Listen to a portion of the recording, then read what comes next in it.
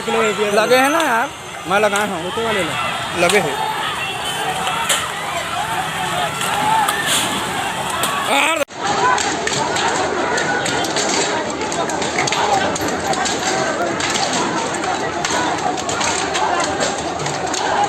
भूपेश बघेल जी की सरकार में यहाँ जो विधायक थे उनको कवर्धा से मतलब था नहीं। आज वो दिन है, मैं आपको बताना चाहता हूँ, 3 अक्टूबर है, जिस दिन कवर्धा में उस समय भगवा ध्वज का अपमान किया गया था 3 अक्टूबर को ही, और आज संयोग से पुनः 3 अक्टूबर है।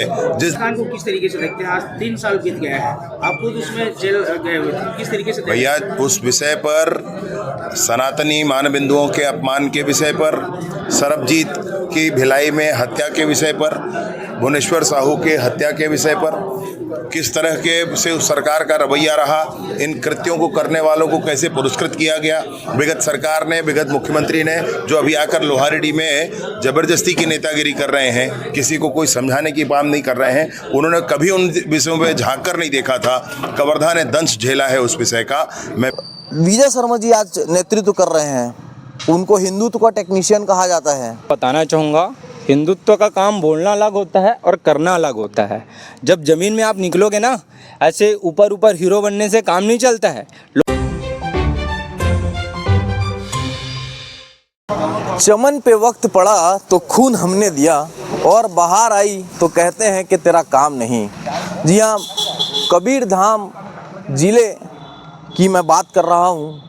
कल 3 अक्टूबर था और आज से 3 साल पहले कवर्धा में जो हुआ वो देश में चर्चा का विषय था। कश्मीर तर्रार और कश्मीरी आतंकी घटनाओं में लगने वाली धाराएं कवर्धा के शांति प्रिय जगह में लग चुकी है। लगातार 14 से 15 दिन तक के इंटरनेट की सेवाएं बाधित रही, देश में एक चर्चा का विषय रहा। मैं बात कर रहा हूं कवर्धा के झंडा कांड की, और जब झंडा कांड की बात आती है तो सबसे पहले नाम आता है कवर्धा के एक वीर युवक की, जिसका नाम है दुर्गेश देवांगन।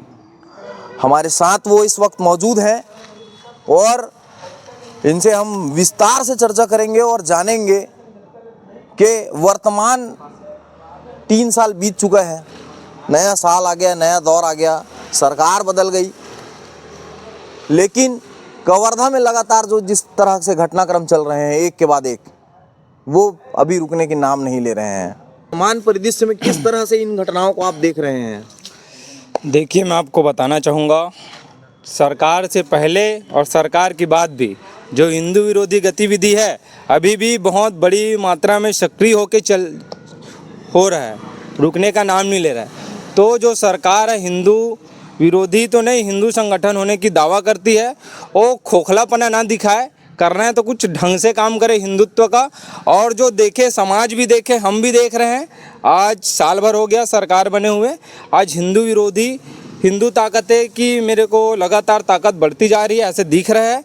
इसमें लगाम लगाए, और चाहे गौ तस्करी हो, चाहे किसी भी मामले में हो, सरकार फेलियर नज़र आ रही है। तो सरकार को मैं बोलना चाहूँगा, चाहे ध्वज के लिए हो, राजनीतिक रोटी सेकना बंद करे और कुछ धर्म के लिए काम करना ही है, और दिखावा करना बंद करे। करना है तो ढंग से सनातन संस्कृति को बढ़ावा दे, और जो हमारे मंदिर मठ है उसको, मंदिर को, और जितना भी आज पूरा झंडा कांड का कैदी लगातार घूम रहे हैं, कोई भी कार्रवाई नहीं है उनके ऊपर। जब बोल रहे थे तो न्यायिक जांच भी तो नहीं किए हैं, तो इनके सरकार आने के बाद जो आवेदन को लटकाए हुए हैं उनमें क्यों कार्रवाई नहीं कर रहे हैं लोग? एक चीज़ और है दुर्गेश जी, मैं आपसे कि देखिए, झंडा विवाद हुआ जी, सारे हिंदू भाई लोग जो हैं वो जेल गए, ठीक है। आपके साथ में वर्तमान के जो गृह मंत्री हैं विजय शर्मा, वो भी जेल गए थे, ठीक है। उन्होंने भी संघर्ष किया कबीरधाम में झंडा विवाद में, वो भी जेल गए। ऐसे कयास लगाए जा रहे थे कि अब जो एक आलू बेचने वाला व्यक्ति है, जो हिंदू है, जो दुर्गेश देवांगन है, उसको लोग पसंद कर रहे थे कहीं ना कहीं। आपकी पृष्ठभूमि बनी हिंदूवादी, आप के साथ कई राजनीतिज्ञ लोग, बड़े बड़े कई संगठन जो हैं हिंदू, जो हिंदू समाज को जो सहयोग करते हैं, जो हिंदू समाज का साथ देते हैं, वो संगठन भी सामने आए। बड़े बड़े धर्म ध्वज के वाहक, बड़े बड़े जो संत महात्मा हैं, वो भी कवर्धा के धरती में आए झंडा धर्म ध्वज की रक्षा करने के लिए। एक बड़ी उपलब्धि रही कि जो झंडा चौक है वहाँ पर धर्म ध्वज की स्थापना हुई। 108 फीट की धर्म ध्वज की स्थापना हुई। लेकिन मैं ये पूछना चाहूँगा कि विजय शर्मा जी आज नेतृत्व कर रहे हैं, उनको हिंदुत्व का टेक्नीशियन कहा जाता है। आपको कहीं न कहीं अपने मसले पर आपको क्या लगता है, आप उनको किस नज़रिए से देख रहे हैं? देखिए, मैं आपको बताना चाहूँगा, हिंदुत्व का काम बोलना अलग होता है और करना अलग होता है। जब ज़मीन में आप निकलोगे ना, ऐसे ऊपर ऊपर हीरो बनने से काम नहीं चलता है। लोग देखते हैं, आज ज़मीन में देखो कौन सा हिंदुत्व का काम हो रहा है, मेरे को बताइए एक लाइन में। आज कवर्धा ही पृष्ठभूमि है, चलो उभर के गया, गृह मंत्री बने हैं, आज कवर्धा में कौन सा हिंदुत्व का काम लेके आगे बढ़ रहे हैं, बताइए मेरे को। एक काम तो गिनाइए, मैं भी तो देखूँ। आज साल भर से देखते आ रहा हूँ, चाहे डेवलप का काम हो, चाहे किसी भी चीज़ का हो, आज हिंदुत्व का कौन सा मुद्दा लेके आगे आ रहे हैं, कौन सा मुद्दा में आगे हैं, ये मेरे को बताइए। आप न्यूज़ के माध्यम से, आपके माध्यम से मैं उनसे सवाल ही पूछना चाहूँगा, हिंदुत्व को ऐसा कौन सा चीज़ है जो तेज़ी से ग्रोथ कर रहे हैं? स्कूल कॉलेजों में गुरुकुल खोले ना भाई, खोले ना, गुरुकुल खोले भोरमदेव मंदिर में, हमारा भोरमदेव मंदिर को अच्छा से डेवलप करे। मैं जहाँ तक कि सुन रहा हूँ, पेपर में, न्यूज़ में खाली बस दिख रहा है, काम नहीं दिख रहा है। तो मैं बोलना चाहूँगा, काम करे। पेपर में तो सभी देखते हैं। लगातार जो है कवर्धा में ना घटनाक्रम घट रही है दुर्गेश भाई जी। ठीक है, अभी साथ राम नई सरकार बनी, पुरानी सरकार में तो चलो ठीक है, फिर भी विरोधाभास, विपक्षी विरोधाभास करते हैं। आप चूंकि समाज को प्रखर और आवाज़ बुलंद करने वाले व्यक्ति हैं, इसलिए मैं मुखर स्वर से आपसे पूछना चाह रहा हूँ, सरकार बदल गई है, साल भी बदल चुका है, नई सरकार बैठ गई है, जो आपके साथ में कभी हिंदूवादी नेता बन करके नेतृत्व किया करते थे, वो आज छत्तीसगढ़ का नेतृत्व कर रहे हैं। सरकार में सिटिंग आप विधायक हैं और गृह मंत्री भी हैं, लेकिन कवर्धा में लगातार घटनाएं अभी भी जारी हैं। आप साधराम यादव के मामले में बात करें, साधराम यादव के मामले को भी पूरे देश में जाना गया, चर्चित रहा ये मामला। NIA जांच बैठी, रिपोर्ट अभी तक आया नहीं है। अभी तो जो मेरा प्रश्न ये है कि जो आपके साथ में संघर्ष किए वो अब तो शीर्ष में नेतृत्व कर रहे हैं, तो अब किस बात की देरी है? आज मैं साधराम यादव जी के लिए भी, आज हमारी पूरी बजरंग दल की टीम, विश्व हिंदू परिषद की टीम और रायपुर में राष्ट्रीय बजरंग दल की टीम, लगातार हम लोग सभी के सभी एक साथ इसमें परिश्रम कर रहे थे। और परिश्रम के स्वरूप ये हुआ कि फैमिली को कुछ लाख रुपए, कुछ पैसों की लालच से दबा के बैठा दिया गया।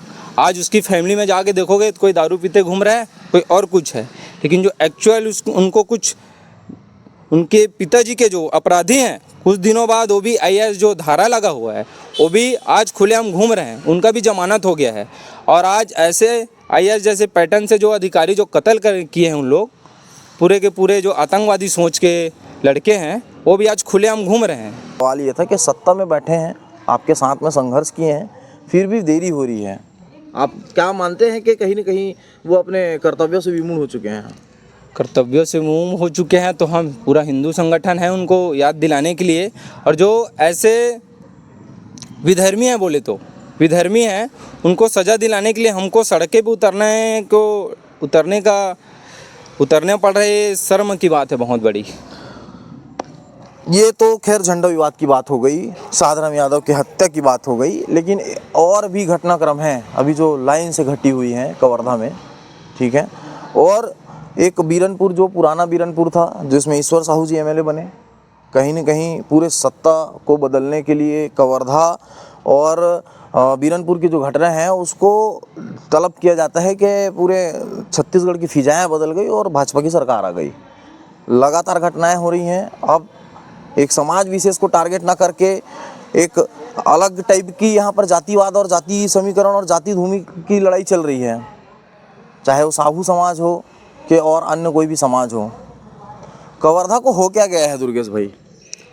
अब मैं बताना चाहूँगा, जो राजनीतिज्ञ लोग हैं, राजनीति अपना अपना कर रहे हैं, और हम हैं हिंदुत्व के लेके, हिंदुत्व के मुद्दे में हमेशा से काम करने वाले हैं। तो हम समाज के भला के लिए सोचते हैं, ना कि समाज को बांटो के लिए। अब राजनीति, इंसान को जो सत्ता मिला है, राजनीति कर रहे हैं, इसमें कोई दो मुँह वाली बात नहीं है। राजनीति में आए तो राजनीति कर रहे हैं, अपना अपना राजनीति चमका रहे हैं। तो देखा आपने, ये थे जो दुर्गेश देवांगन, जिन्होंने झंडा कांड में हिंदू समाज का प्रतिनिधित्व किया, हिंदू धर्म की रक्षा के लिए अपने जान की परवाह नहीं की और साथ में इनके साथ बहुत सारे हिंदू समाज के लोग रहे। पूरी कवर्धा में अगर मैं बोलूं कि एक वीर था और एक वीर है जिन्होंने अपने जान की परवाह किए बिना इस कवर्धा झंडा कांड में अपना जीवन न्यौछावर करने की कोशिश की और अपना सर्वस्व न्यौछावर कर दिया, वो दुर्गेश देवांगन आप याद दिलाने की कोशिश कर रहे हैं। झंडा कांड की बरसी है और कवर्धा की आबो हवा जो है वो बिल्कुल भी संतुलित नहीं है।